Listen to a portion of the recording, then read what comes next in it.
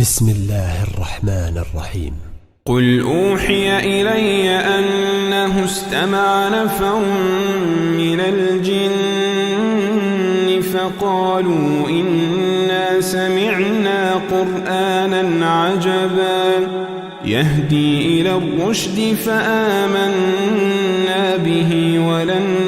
نشرك بربنا أحدا وأنه تعالى جد ربنا ما اتخذ صاحبة ولا ولدا وأنه كان يقول سفيهنا على الله شططا وأنا ظننا أن لن تقول الإنس والجن على الله كذبا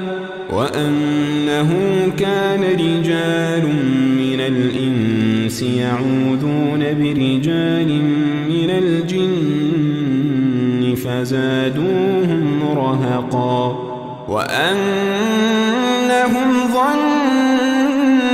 كما ظننتم أن لن يبعث الله أحدا وأنا لمسنا السماء فوجدناها ملئت حرسا شديدا وشهبا وأنا كنا نقعد منها مقاعد للسمع فمن يستمع الآن يجد له شهابا رصدا وأنا لا ندري أشر أريد بمن في الأرض أم أراد بهم ربهم رشدا وأنا منا الصالحون ومنا دون ذلك كنا طرائق قددا وأنا ظننا أن لن نعجز الله في الأرض ولن نعجزه هربا وأنا لما سمعنا الهدى آمنا به فمن يؤمن بربه فلا يخاف بخسا ولا رهقا وأنا منا المسلمون ومنا القاسطون فمن أسلم فأولئك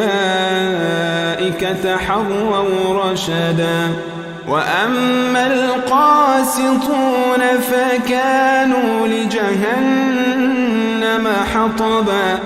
وأن لو استقاموا على الطريقة لأسقيناهم ماء غدقا لنفتنهم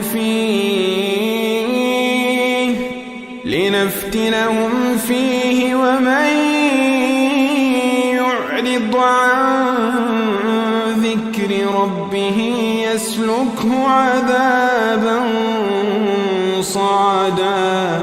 وأن المساجد لله فلا تدعوا مع الله أحدا وأنه لما قام عبد الله يدعوه كادوا يكونون عليه لبدا قل إنما أدعو ربي ولا أشرك به أحدا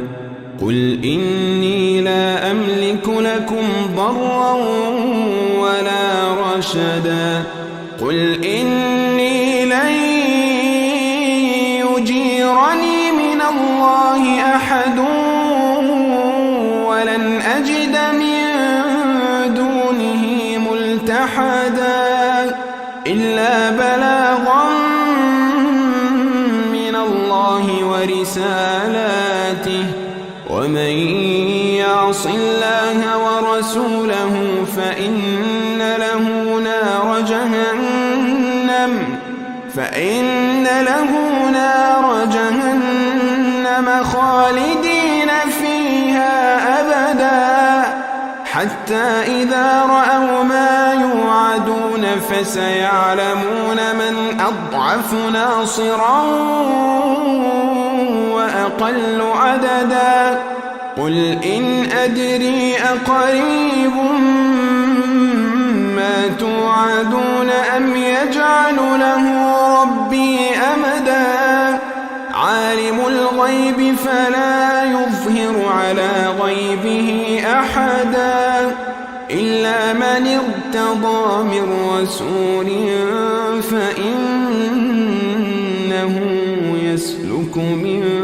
بين يديه ومن خلفه رصدا ليعلم أن